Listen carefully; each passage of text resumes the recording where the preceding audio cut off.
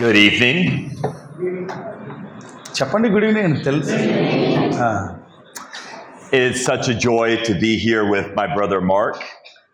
నా ప్రియ సహోదరుడు మార్కు గారితో పాటు నేను కూడా ఇక్కడ ఉండడం నాకు ఎంతో ఆనందం. And with each one of you as well. అలాగే మీ అందరితో కూడా ఉండడం ఎంతో ఆనందం. I also bring greetings from my wife and my daughters. నా భార్య నా కుమార్తెల యొద్ద నుండి కూడా మీకు వందనాలు తెలియజేస్తున్నాను. My wife's name is Priyanka and her family is from Kerala. నా భార్య పేరు ప్రియాంక, నా భార్యది కేరళనే, మీ దేశమే. But she grew up in the United States. అయితే ఆమె పుట్టి పెరిగింది అక్కడ అమెరికా దేశంలో. So India is not just a precious place to me, it's also my family. భారతదేశం అంటే నాకు చాలా విలువైంది, అమూల్యమైంది మాత్రమే కాదు, భారతదేశం నా కుటుంబము కూడా. In fact, I come into India as an overseas citizen of India. నేను భారతదేశానికి బయట ఉన్న భారతీయ పౌరసత్వం నాకు ఉంది కనుక నేను ఆ మాట కింద వచ్చాను. So you probably would not have guessed that. అది మీకు అంతగా ఆలోచనలోకి రాకపోవచ్చు. But we come to talk about the Word of God. దేవుని వాక్యాన్ని ఇప్పుడు మనం ధ్యానం చేయబోతున్నాం. And just as my brother Mark was sharing, I would like us to turn in our Bibles to Exodus chapter 2. Exodus chapter 1. నిర్గమకాండము మొదటి అధ్యాయాన్ని ఈ ధ్యానం కొరకై ఈ సమయంలో తెరవలసిందిగా మనవి చేస్తున్నాను. Now I have to admit that my message for you tonight changed about 3 minutes ago. నేను మీకు క్షమాపణ చెప్పాలి. నా ప్రసంగం జస్ట్ 3 నిమిషాల ముందు ఒకటి అనుకున్నది మరొకటి చెప్పాల్సి వస్తుంది. వేరు అనుకున్నాను కానీ ఇంకోటి చెప్పాల్సి వస్తుంది. So I'm looking forward to learning as well what's going to come next. ఆ తర్వాత ఏం రాబోతుందో నేను కూడా ఎదురు చూస్తూ ఉన్నాను. But I believe this message is for you. అయితే నేను నమ్ముతున్నాను ఈ సందేశం నీ కోసమే దేవుడు ఇవ్వబోతున్నాడు అని. And I want to be sensitive to the Spirit of God, so let's ask Him to work. కాబట్టి దేవుని ఆత్మ నడిపింపును నేను చూస్తున్నాను గనుక దేవుడే ఏది జరిగించాలో అది తప్పక మన మధ్య జరిగిస్తాడు. So before we begin, I want to pray one more time and ask the Lord for a couple things. నేను ఈ సందేశాన్ని ప్రారంభించక ముందు నేను కూడా మరొకసారి చిన్న మాట ప్రభు సహాయం కోసం నేను ప్రార్థన చేస్తాను. So let's pray together. అందరం కలిసి ప్రార్థన చేద్దాం. తల వంచండి. Our Father in heaven, పరలోకమందున్న మా ప్రియ తండ్రి, we come humbly before you knowing that we need you to instruct us. మీరే మమ్మల్ని హెచ్చరించాలన్న దృక్పథముతో మీ పాదాల దగ్గరికి వచ్చాము స్వామి. This is your word. ఈ వాక్యము మీది నాయన. And we do not come to learn from man, we come to learn from God. మనుషుని యొద్ద నుండి నేర్చుకోవడానికి మేము రాలేదు, కానీ దేవుని యొద్ద నుండి నేర్చుకోవడానికి వచ్చాం. I pray if anything is said up here that is just unnecessary, you would allow people to forget it. ఇక్కడ ఏదైతే అవసరమైందో దాన్ని మాత్రమే చెప్పడానికి, అనవసరమైంది ఒకవేళ ఏదైనా వచ్చినా ప్రజలు దాన్ని మర్చిపోయేటట్టుగా సహాయం. But whatever is of you, may it be embedded on our hearts. దేవా, ఏది మీదైతే ఉందో అది మాత్రమే మా హృదయాల్లో ఉంచండి. And we pray that Jesus would receive all the glory. తద్వారా సంపూర్ణమైన మహిమ యేసు దేవునికే చెందాలని ప్రార్థన చేస్తూ ఉన్నాం. In Christ's name we pray. Amen. యేసుక్రీస్తు నామమున ప్రార్థన చేయుచున్నాము తండ్రి. ఆమేన్. This evening I would like to speak about the subject of value. ఈ సాయంకాలం వేళ విలువలు అనే అంశం మీద మీకు కొన్ని మాటలు చెప్పడానికి ఇష్టపడుతూ ఉన్నాను.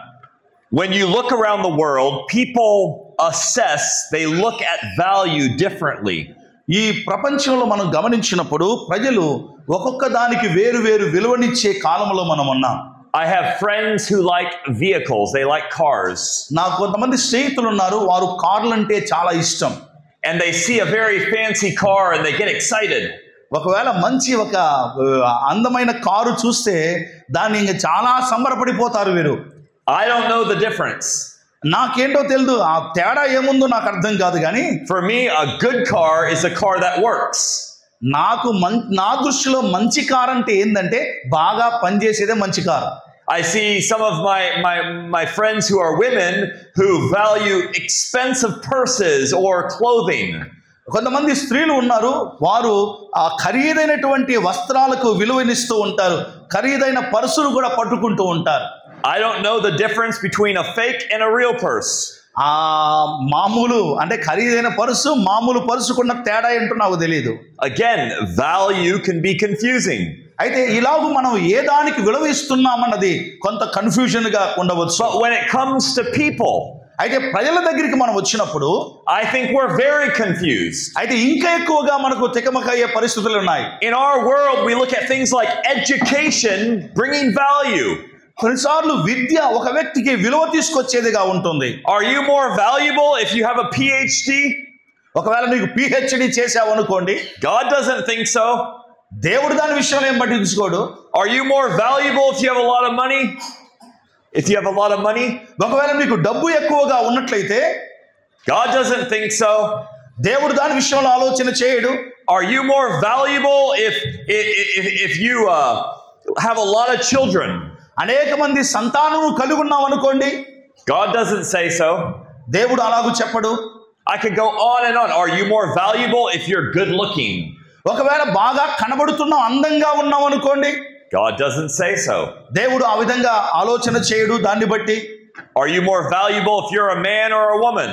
నువ్వు స్త్రీవా పురుషుడువా అన్నది దేవుడు దాని విషయంలో నీకు విలువని దాన్ని బట్టి కాదు విలువ. God doesn't say so. దేవుడు అలాగూ చెప్పడు. But what brings value? అయితే ఒక వ్యక్తికి విలువ ఎప్పుడు వస్తుంది? Well, each one of us has a value that no one can touch. మనము అందరము కూడా విలువ కలిగిన వారమే. ఈ విలువ కలిగిన మనల్ని ఎవరు తాకలేరు అని గమనించాలి. Because the word of God says that we are created in the image of God. దేవుని వాక్యం చెబుతుంది మనందరము కూడా దేవుని యొక్క ఆ స్వరూపములో చేయబడ్డామని. And we are created with a purpose.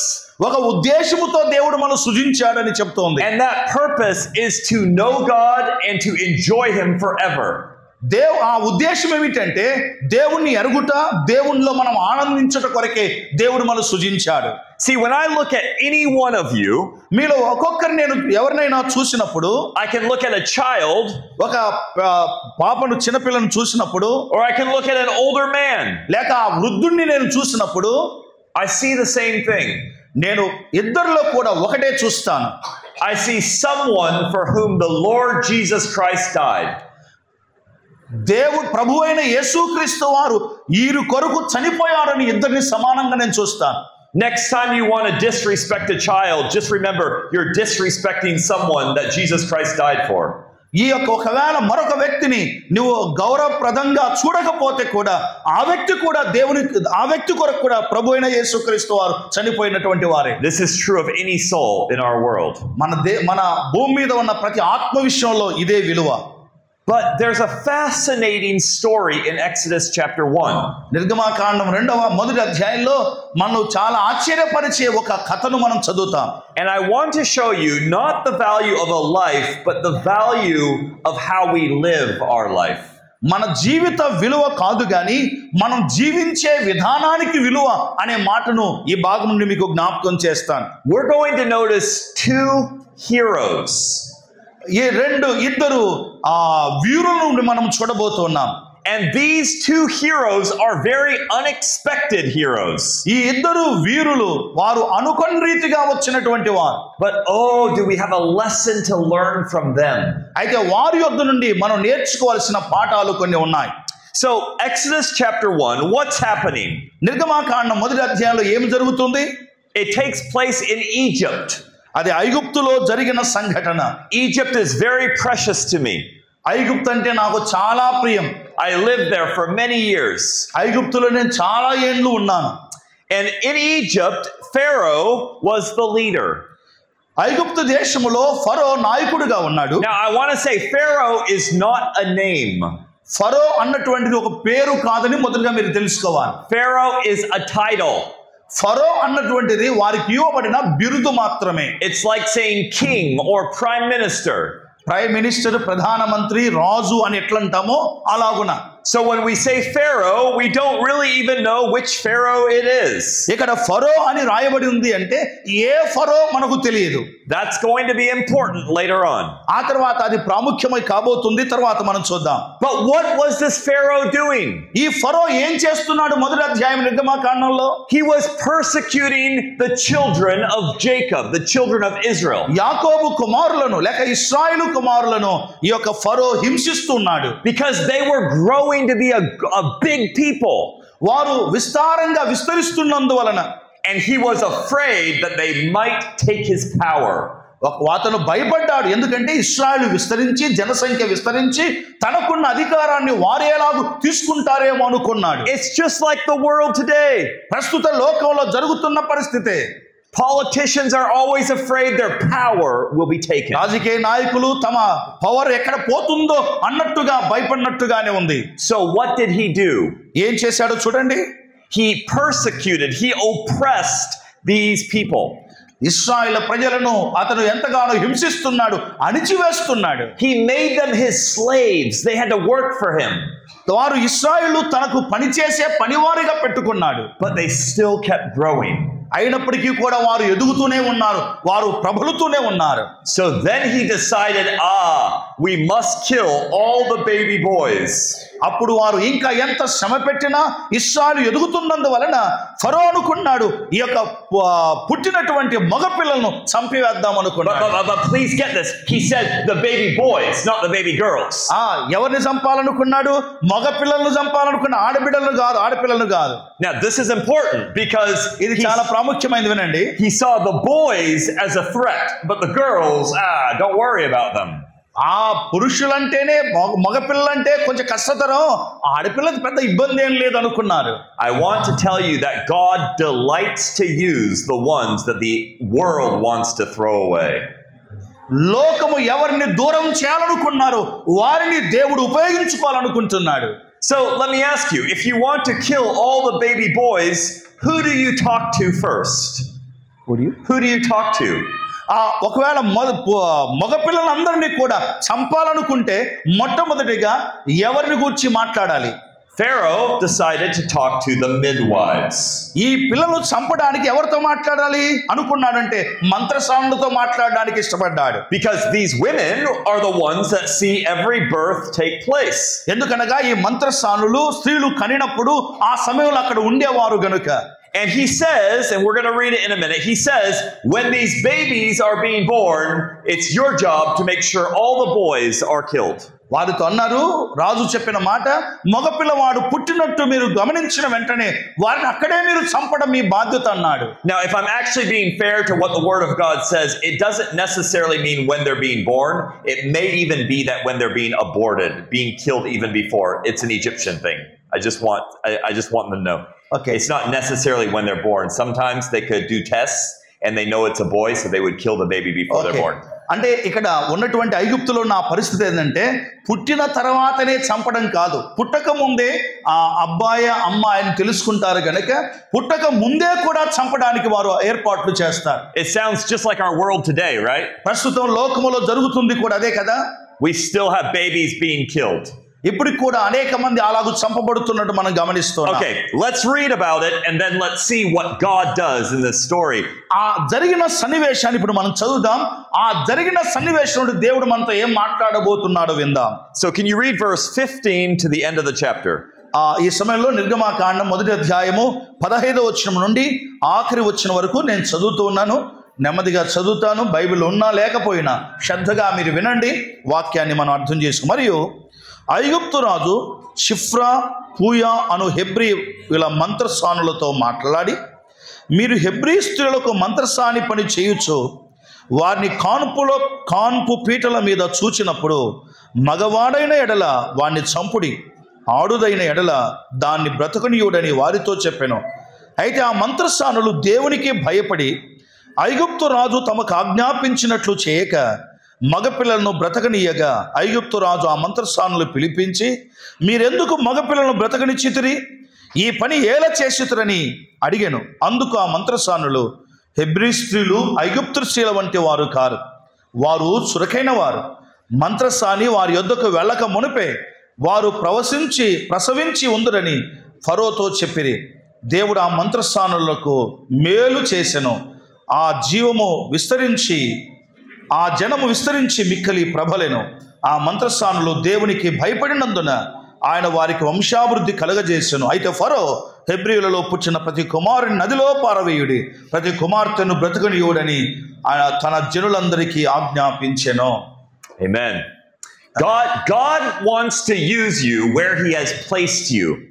దేవుడు, వినండి ఈ మాట, దేవుడు నిన్ను ఎక్కడ ఉంచాడో అక్కడే దేవుడు నిన్ను వాడుకోవడానికి ఇష్టపడుతూ ఉన్నాడు.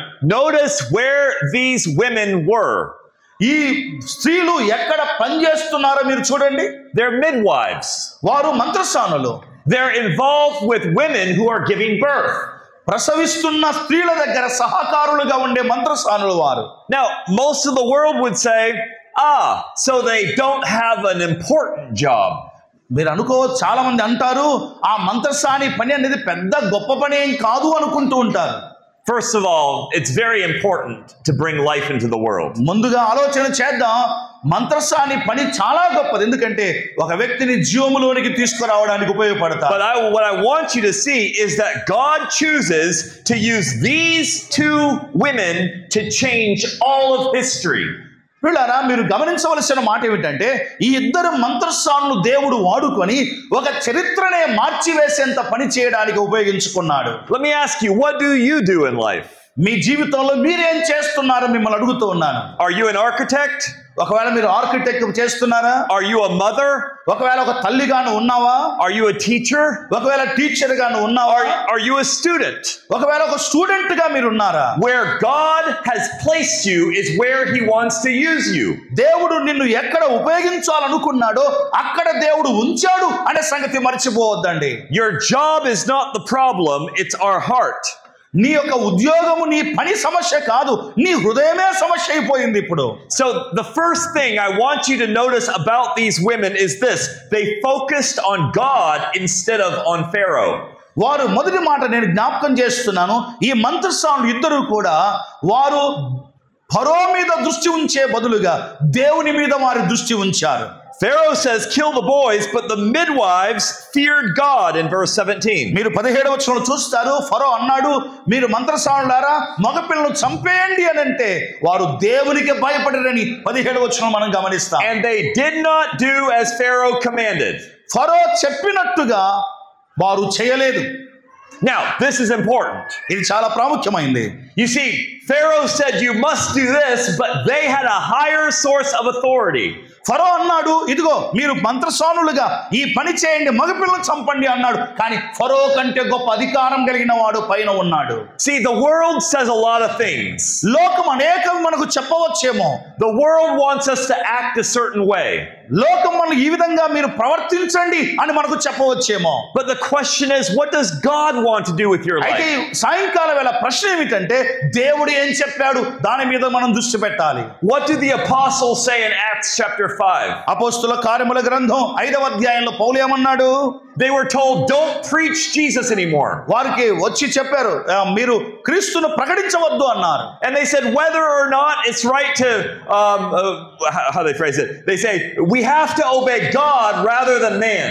మేము మనుషుల మాట వినుట న్యాయమా, దేవుని మాట వినుట న్యాయమా అని వారందరి ఎదుట దేవుని సేవకుడు అడిగినట్లుగా మనం చూస్తాం. It's not about what you think is right, it's what does God say is right. వినండి జాగ్రత్తగా, ఓ వ్యక్తి నువ్వు ఏ విధంగా ఆలోచన చేస్తున్నావు అది ప్రాముఖ్యము కాదు, కానీ దేవుడు ఏం ఆలోచన చేస్తున్నాడు అదే ప్రాముఖ్యము అన్నారు. Let me ask you today, where are you compromising truth? ప్రియులారా, మీరు సర్దుకపోయే ధోరణిలో ఉన్నారా? Where are you choosing to accept lies? అబద్ధాలను అంగీకరించే వారిగా ఉన్నారా? Where are you doing things that you know it's not the right way to do it? ఇది చేయకూడదని తెలిసినా అది చేసే పనిలో లేక చేసే విధానంలో సాగిపోతున్నారా? But the world says, that's normal. లోకం అంటుంది అదంతా మామూలేనండి, అట్నే మామూలుగానే ఉంటుందండి అంటారు. But God says it doesn't glorify me.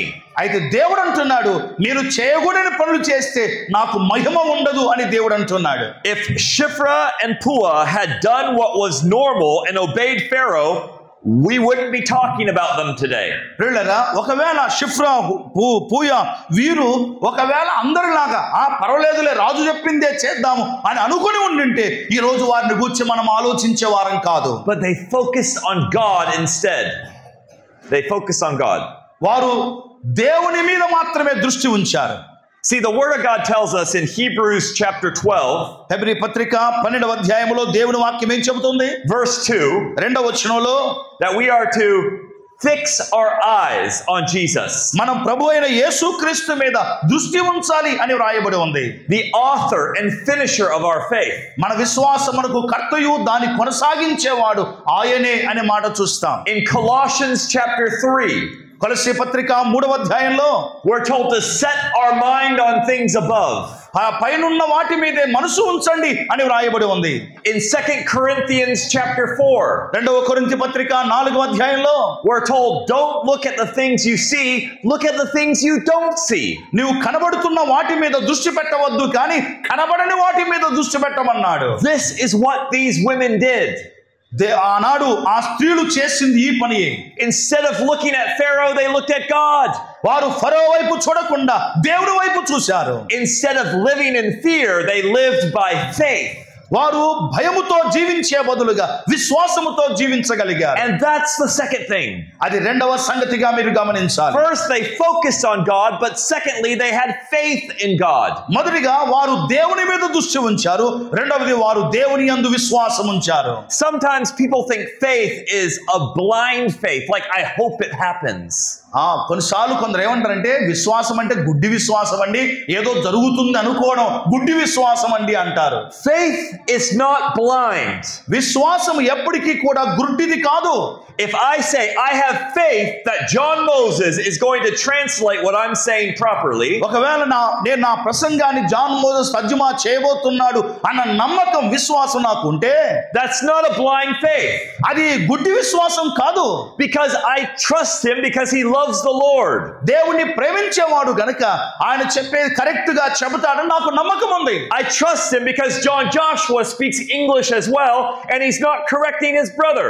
తాను ఇంగ్లీష్ మాట్లాడగలిగినప్పటికీ కూడా తన సహోదరుని సరి చేయలేకపోతున్నాడని జాషువాను గురించి అనుకోవచ్చేమో. Do you want to see blind faith? గుడ్డి విశ్వాసం చూడాలనుకుంటున్నారా? Stand up. Translate me in their language. That's blind faith. ఇప్పుడు ఆయన లేపి నా భాషలో నేను చెప్తుంది వాళ్ళ భాషలో తర్జుమా చేయమని నేను అడిగినాను అనుకోండి, అది గుడ్డి విశ్వాసం. He can't do it and I can't do it. We don't speak it. నేను చేయలేను, ఆయన కూడా చేయలేడు. But you see the difference? ఇప్పుడు తేడా చూసారా? The world thinks that is faith in God. The world thinks that's the example of faith. లోకం ఏమనుకుంటుందంటే నా సందేశాన్ని తాను తర్జుమా చేస్తాడు అని నేను అనుకుంటున్నాను, చూడు విశ్వసిస్తున్నా, అది విశ్వాసం అనుకుంటున్నారు. When we say my faith is in God, it's because we've seen who he is. We see the love of Jesus Christ who died for our sins. We see the beauty that he's created. We know his promises in the word. నేను దేవుని యందు విశ్వాసం ఉంచుతున్నాను, నా విశ్వాసము దేవుని మీద ఉంది అని నేను అంటున్నాను అంటే నేను ఆయన చూస్తున్నాను, ఆయన చేసిన కార్యమునందు విశ్వాసం ఉంచుతున్నాను గనుక నా విశ్వాసము గుడ్డి విశ్వాసము కాదు, దేవుని మీద పెట్టే విశ్వాసం. And that's why when the world throws its threats and worries at us, we don't have to do it. లోకమంతా ఇలాంటి పరిస్థితుల్లో మన మీద రకరకాలుగా నిందలు నేరాలు లేక రకరకాల పరిస్థితులు మన మీద వేసినప్పుడు మనం దాని గురించి ఆలోచించవలసిన అక్కర్లేదు. But maybe you're saying, but if we don't obey them, we might get in trouble. ఒకవేళ మీరు అనొచ్చు, లోకములో ఉన్న ఈ పద్ధతులకు ఒకవేళ మేము విధేయత చూపకపోతే ఆ కార్యాలకు లోకము నుండి మాకు ఇబ్బందులు కడగవచ్చు కదా అని మీరు అనవచ్చేమో. I have great news for you. మీకు ఒక గొప్ప వార్త చెప్పాలనుకుంటున్నాను. You will get in trouble. ఆ వార్త ఏంటో తెలుసా? ఖచ్చితంగా మీకు ఇబ్బందులు వస్తాయి. అదే వార్త. Jesus promised you would. యేసు ప్రభువారు కూడా వాగ్దానం చేశాడు మీకు శ్రమలు వస్తాయని.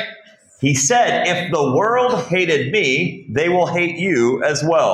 లోకము నన్ను ద్వేషించినట్లా లోకం మిమ్మును కూడా ద్వేషిస్తుందని ప్రభు చెప్పాడు. If the world persecuted me, they will also persecute you. లోకము నన్ను ఇబ్బంది పెట్టిన ఎడల లోకము నన్ను ఇబ్బంది పెట్టినప్పుడు మిమ్మల్ని కూడా లోకం ఇబ్బంది పెడుతుంది అన్నాడు. A servant is not greater than his master. ఒక దాసుడు తన యజమానుని కంటే గొప్పవాడు కాడు. What does Paul write to his son in the faith, Timothy?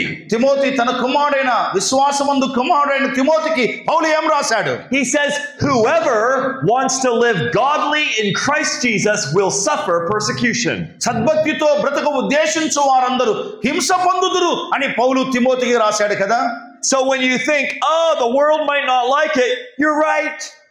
మీరు లోకం మన ఇంత భక్తిగా బతుకుతే లోకం ఒప్పుకోదు కదా అంటారా? అవును, లోకం ఒప్పుకోదు. But if you want to live a life of value in the light of eternity, it will require fixing your eyes on Jesus and not on the world. నిత్యత్వములో నీవు విలువగలిగినటువంటి వ్యక్తిగా ఉండాలి అనుకుంటే లోకం ఏం ఆలోచిస్తుందో కాదు, దేవుడు ఏం ఆలోచిస్తున్నాడో గమనించాలి.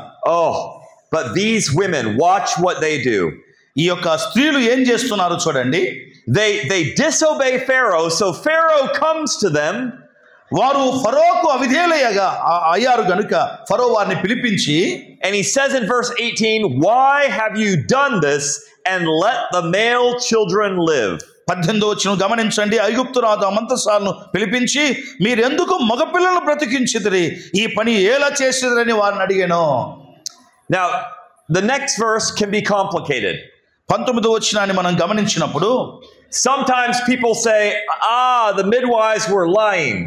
ఈ మాట 19వ వచనం చదివిన తర్వాత ఈ మంత్రసానులు అబద్ధం చెప్పారండి అని కొందరు అంటారు. We don't know were they telling a lie or were they speaking the truth. వారు అక్కడ అబద్ధం చెప్తున్నారా సత్యం చెప్తున్నారా మనకు తెలియదు. They tell Pharaoh that the Hebrew women are not like the Egyptian women. They're vigorous and they give birth before the midwife comes to them. అయితే ఫరోకు వారు చెప్పిన మాట ఏమండి, హెబ్రీ స్త్రీలు ఐగుప్తు స్త్రీల వంటి వారు కాదు, చురకైన వారు, మంత్రసాని వారి దగ్గరికి వెళ్ళక ముందే వారు ప్రసవిస్తున్నారు అని చెప్తూ వచ్చారు. So was that what happened or are they just making an excuse? అది జరిగిందా లేక తప్పించుకోవడానికి ఆ మాట చెప్పారా? Either way, these women acted on what they knew in the light of God. దేవుని దృష్టిలో ఏది క్షేమమో దాని కొరకే వారు మాట్లాడారు అనే మాట మాత్రం మనం చెప్పగలం. But I want to say this, that God uses our weakness. దేవుడు మన బలహీనతలను ఉపయోగించుకుంటాడని మాత్రం చెప్తున్నాను. Because with these women, I'm sure they were scared. ఒకవేళ నేను అనుకుంటున్నాను ఈ మంత్రసానులు భయపడ్డారేమో. Maybe they didn't know what to say. వారు ఏం చెప్తున్నారు వాళ్ళకి అర్థం కాదేమో. Or maybe this is exactly what was happening. లేక నిజంగా జరిగిందేమో. But whatever the case is, it says in verse 20, God dealt well with them. అయితే 20 వచనాన్ని మీరు చూడండి. ఏది ఏమైనా దేవుడు ఆ మంత్రసానులకు మేలు చేశాడు. All right, there's something you need to know about midwives. ఇక మంత్రసానుల గురించి మీరు ఒక విషయాన్ని తెలుసుకోవాలి. In that day, ఆ దినాల్లో midwives were normally women who could not have babies. ఈ మంత్రసానులు ఆ దినాల్లో ఉన్న మంత్రసానులు వారికి సంతానం ఉండేది కాదు. We call that infertility. అనగా వారు సంతానం లేని పరిస్థితిలో ఉన్నవారు. And why? ఎందుకు? Because midwives had to be available any time of day or night. ఉదయమైనా రాత్రైనా ఎప్పుడైనా అందరికి అందుబాటులో ఉండాలి కానీ గనుక వారికి పిల్లలు ఉండేవారు కాదు. So if they had children, then they had to be at home taking care of them. ఒకవేళ వారికి పిల్లలు ఉంటే వారు వెళ్ళి మంత్రసాని పని ఏ టైంలో చేయడానికి కష్టతరం గనుక. But wait, there's more. అయితే ఇంకా ఎక్కువగా ఉంది, కొంచెం ఉండండి. In that day, if a woman could not have a baby, people thought she was cursed by God. ఆ దినాల్లో మంత్రసానులు కానీ సరే ఎవరైనా సరే పిల్లలు లేని స్త్రీను చూస్తే ప్రజలు ఏమనుకునేవారు అంటే వీరు దేవుని శిక్ష క్రింద ఉన్నారు, దేవుడు వీరిని శపించారు కనుక వీరికి పిల్లలు లేరు అంటారు. So midwives were looked on like God doesn't love them or God doesn't like what they're doing. కాబట్టి ఆ దినాల్లో మంత్రసానులు చూసినప్పుడు దేవుడు వీరిని ప్రేమించడం లేదు, దేవుని శిక్ష క్రింద వీరు ఉన్నారని చూస్తున్న ప్రజలు అనుకునేవారు. Do you see how these women could have been bitter? అయితే ఈ స్త్రీలు ఎంత శ్రేష్ఠులో మీకు అర్థమైందా? Do you see how these women were probably misunderstood? ఈ స్త్రీలను ఇతరులు వేరుగా అర్థం చేసుకున్నారేమో. But instead of playing the role of a victim, they chose to live in victory. అయితే వారు ఇలాగున్న ప్రజల చేత తక్కువ చూపబడుతున్నా వారు విజయవంతంగా బ్రతకడానికి సిద్ధపడ్డారు. And look what happens. ఏం జరిగిందో చూడండి. It says God dealt well with them, and then what? God gave them families. ఆ దేవుడు వారి ఎడల మేలు చేసెను, ఆ జనము విస్తరించి ప్రబలెను, వారికి సంతానము దేవుడిచ్చాడు. I think the word of God wouldn't even say he gave them families, except for the fact that before they didn't have one. అయితే వారికి ముందుగా ఒకరు కూడా లేనప్పుడే ప్రభు వారికి సంతానం ఇచ్చి విస్తరింపచేశాడు. God brought great blessing to their life through their obedience. వారు దేవుని మాటకు, ఫరో మాట వినేదానికంటే దేవుని మాట విన్నారు గనుక దేవుని మాటకు విధేయత చూపినందుకు దేవుడు వారిని బహుగా ఆశీర్వదించాడు. But it wasn't just through their obedience. He also, through this story, we see that this is how Moses comes into the world. వారి విధేయతను బట్టి మోషే కూడా జన్మించినట్టుగా మనం గమనిస్తాం. And ultimately, still today, thousands of years later, we're talking about them. వేల సంవత్సరాల తర్వాత కూడా ఈ మంత్రసాలను గురించి రాత్రి మనం కూడా ఇక్కడ మాట్లాడుకుంటూ ఉన్నాం. This is the result of a life that is yielded to God, a life that says, I will obey regardless the cost. ఏది ఏమైనప్పటికీ దేవునికి మాత్రమే నేను విధేయత చూపుతానన్న వారి జీవితాలు ఎంతగా ప్రభావితము చూపిస్తాయో ఈ వచనాలను బట్టి మనం అర్థం చేసుకుంటున్నాం. But there's something else in this story that I love. ఇందులో మరొకటి నేను బాగా ప్రేమించే మరొక భాగం ఉంది. I have 3 daughters. I told you that. నేను మీకు చెప్పాను కదా, నాకు 3 కుమార్తెలు ఉన్నారు. And actually, since I was 19 years old, I asked God to give me daughters. నాకు 19 సంవత్సరాల వయసు ఉన్నప్పుడే నేను దేవుణ్ణి అడిగే, దేవా నాకు ఇస్తే ఆడబిడ్డల్నే ఇవ్వండి అని ప్రార్థన చేసుకున్నాను. It's okay if he gives me sons, but I've asked for daughters. Okay, కుమారులు మంచిదేలేండి, కానీ నేను అడిగింది మాత్రం ఆడబిడ్డలే నాకు ఇవ్వమని దేవుణ్ణి అడిగాను. And there are reasons for that, but right now I want to tell you what I tell my daughters. నేను దానికి ఒక కారణం ఉంది. నేను నా కుమార్తెలకు ఏం చెప్తానో కూడా నేను విషయాలు తెలియజేస్తాను, వినండి. This story is very important.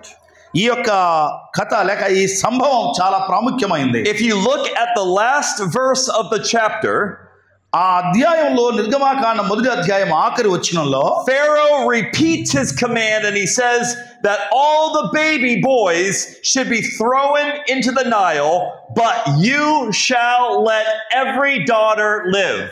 అయితే ఫరో మరొకసారి ఆజ్ఞాపిస్తున్నాడు, హెబ్రీల్లో పుట్టిన ప్రతి కుమారుని నదిలో పారవేయండి, ప్రతి కుమార్తెను బ్రతకనీయండి అన్నాడు. This is great. Watch what's happening. ఇది చాలా గొప్పది. ఏం జరుగుతుందో మీకు అర్థమైందా? Pharaoh is saying, you're a threat, you're a threat, you're a threat, you're a threat, you're a threat, and no problem over there. వీరందరూ కూడా నశించిపోవాలి లేక చంపబడాలి అని అన్నారు, కానీ వీరికి మాత్రం ఏ సమస్య లేదు. When you read Exodus chapter 1 and Exodus chapter 2, నిర్గమాకాండం 2వ అధ్యాయం 1వ అధ్యాయం చదివితే, who are the heroes? ఈ యొక్క భాగంలో ఇంతకు వీరులు ఎవరు ఈ అధ్యాయంలో? A woman named Shiphrah, Shipra అన్నటువంటి ఆమె, a woman named పూయా అన్నటువంటి ఆమె, the mother of Moses, మోషే తల్లి, Miriam the sister of Moses, Moshe సహోదరైన Miriam, and the daughter of Pharaoh. ఫరో యొక్క కుమార్తె. If I'm correct, I'm counting 5 women. ఇక్కడ మొత్తం 5 మంది స్త్రీలు కనబడుతున్నారు. How many men are heroes in those chapters? ఈ మొదటి అధ్యాయాల్లో ఎంతమంది విశ్వాస వీరులైన పురుషులు ఉన్నారు? 0. ఎవరు లేరు. See, who the world says is significant, God says, hang on, I'm going to use someone else.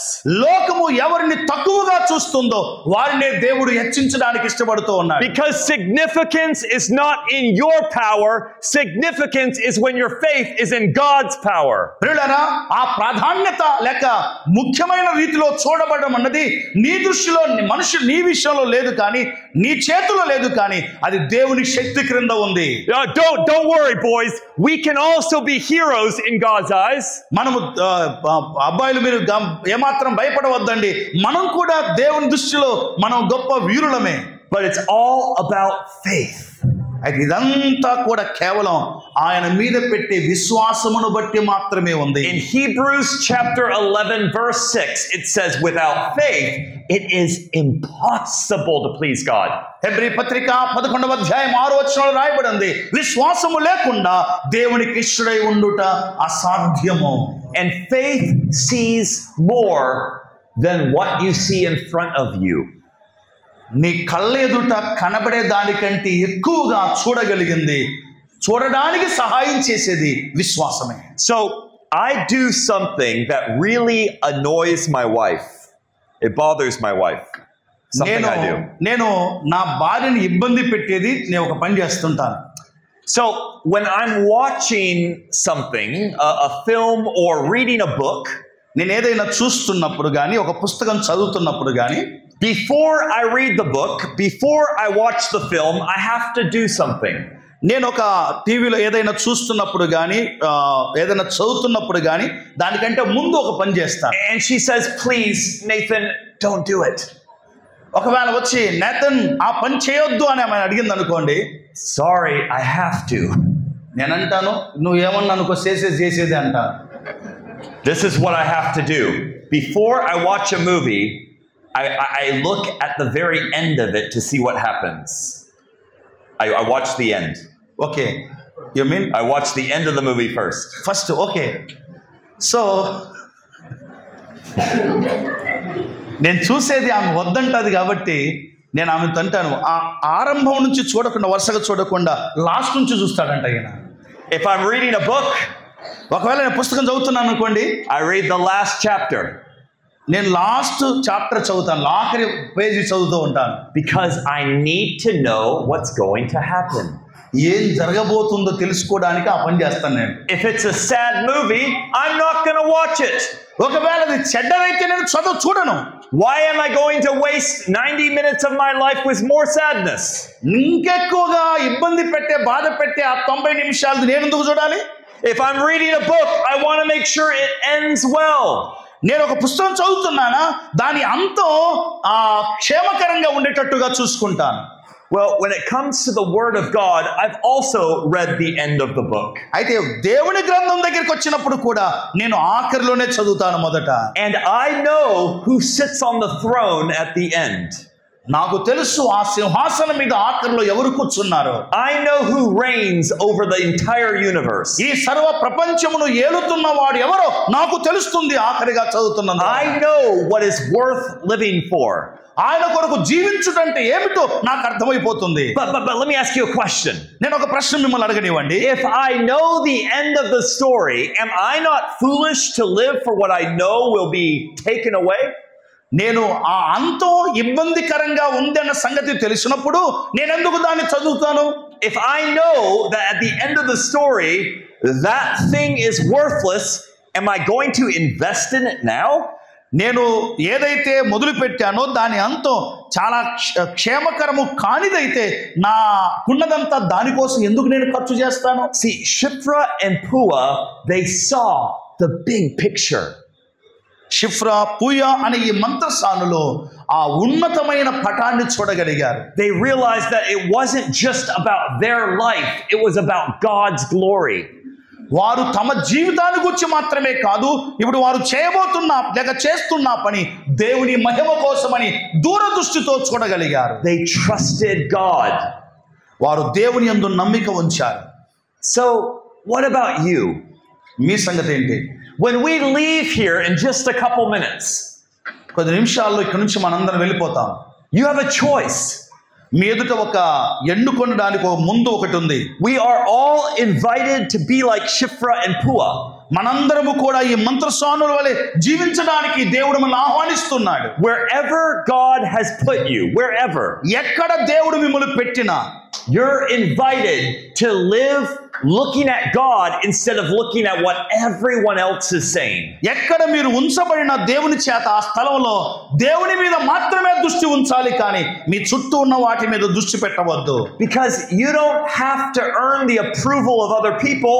You're already created in the image of God. ప్రజల మెప్పు కోరడానికి ఒకవేళ నువ్వు ప్రయత్నం చేస్తే నువ్వు ఆల్రెడీ దేవుని యొక్క రూపములో చేయబడిన వాడువు కదా. And you're already loved with an everlasting love. నిత్య ప్రేమతో నువ్వు ప్రభువు చేత ప్రేమించబడిన వాడువు కదా. And God gave his son Jesus Christ to die for you and conquer the grave. తన కుమారుడు యేసుక్రీస్తు వారిని నీ కొరకు ఆయన మరణమును జయించునట్లుగా అప్పగించాడు కదా. I want to encourage you tonight. You are far more loved than you ever imagined. నీవు ఊహించిన దానికంటే మరి ఎక్కువగా దేవుని చేత మీరు ప్రేమించబడిన వారు అని మిమ్మల్ని ప్రోత్సహించాలనుకుంటున్నాను. And your life is far more valuable than you thought it was. నీ జీవితాన్ని గూర్చి నీవు ఆలోచించే దానికంటే మహా గొప్ప విలువ కలిగిన వ్యక్తి అన్న సంగతి నువ్వు గ్రహించాలి. So, one more thought. మరొక తలంపు. When we stand before the Lord, మనము దేవుని ఎదుట నిలబడినప్పుడు, and every one of us is rewarded if you are a believer in Jesus. ప్రభువునందు విశ్వాసం ఉంచిన విశ్వాసమైతే ప్రతి వ్యక్తి కూడా దేవుని ఎదుట నిలబడినప్పుడు తప్పక బహుమానాలు పొందుతాం. Is Brother John Moses going to be more rewarded because he preached a lot? John Moses ఎక్కువగా ప్రసంగాలు చేశాడు గనక ఎక్కువ బహుమానాలు ఆయనకు ఉంటాయందామా? Is Brother Mark going to be more rewarded because he traveled around the world? Mark గారు అనేక దేశాలు తిరుగుతున్నాడు గనక ఆయనకి ఎక్కువ బహుమానాలు ఉంటాయందామా? Because what about one of my sisters who doesn't preach? అక్కడ ఒక సహోదరి అసలు వాక్యం చెప్పేదే రాదనుకోండి. Who's going to be more greatly rewarded? ఇప్పుడు చెప్పండి, వీరిలో ఎవరికి ఎక్కువ బహుమానాలు ఉంటాయి? We are missing the point. ఇక్కడ అసలైన సంగతి మనం మర్చిపోతున్నాం. God is not rewarding you based on the specific action. నువ్వు నీ క్రియలను బట్టి లేక నీవు చేస్తున్న పనిని బట్టి కాదు దేవుడు నీకు రివార్డ్ ఇచ్చేది. God is looking for one thing.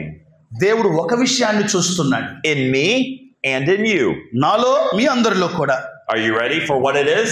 అదేంటో వినడానికి సిద్ధమేనా? Faithfulness. Faithfulness. అది విశ్వాస విషయం. It says faithfulness. Faithfulness, నమ్మకత్వం. It says in 1 Corinthians chapter 4 verse 2, it's required in a steward that one be found faithful.